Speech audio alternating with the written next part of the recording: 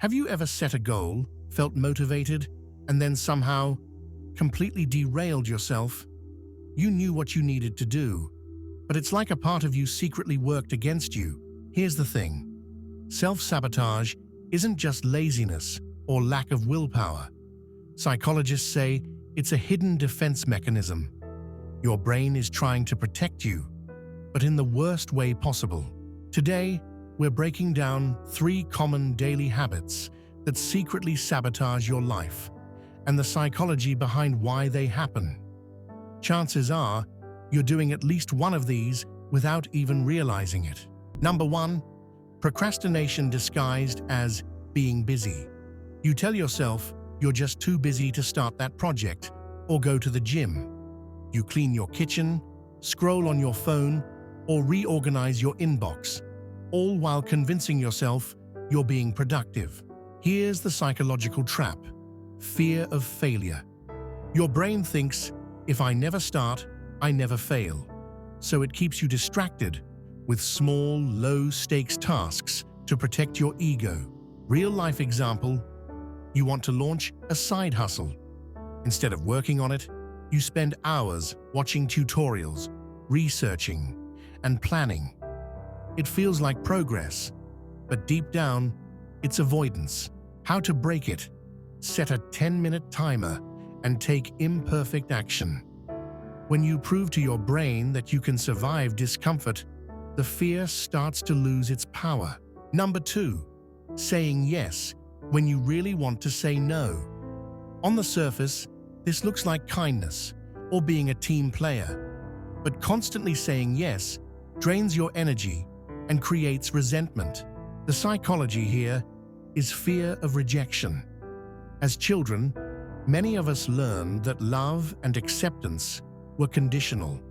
So as adults, we overcommit to avoid conflict, even at the cost of our own well-being. Real-life example: you're exhausted after work, but a friend asks you to help them move. Instead of resting, you push yourself to go because you're terrified they'll be upset if you decline. This slowly builds stress and resentment, which eventually leads to burnout. How to break it? Pause before answering.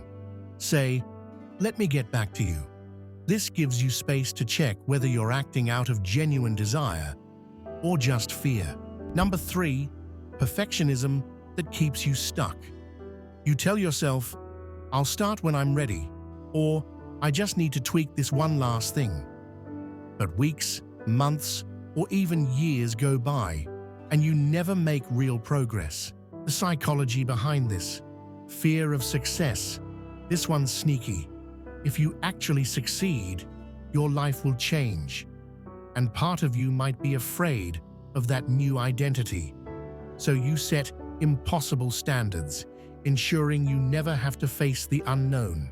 Real-life example: you've been meaning to apply for a better job, but instead of submitting your resume, you keep editing and overthinking it until the deadline passes. It feels safe, but you're stuck exactly where you are. How to break it? Lower the bar. Tell yourself, done is better than perfect. Take one messy step forward today, even if it's uncomfortable. Final takeaway: self-sabotage isn't about being weak or lazy. It's about old fears trying to keep you safe by holding you back. The good news? Once you recognize these patterns, procrastination, people-pleasing, perfectionism, you can consciously choose different actions. Remember, awareness is the first step. Notice which habit shows up most in your life and challenge it today. Your future self will thank you for breaking free. Stay curious, stay compassionate, and subscribe if you want more psychology-backed tips to outsmart your own brain.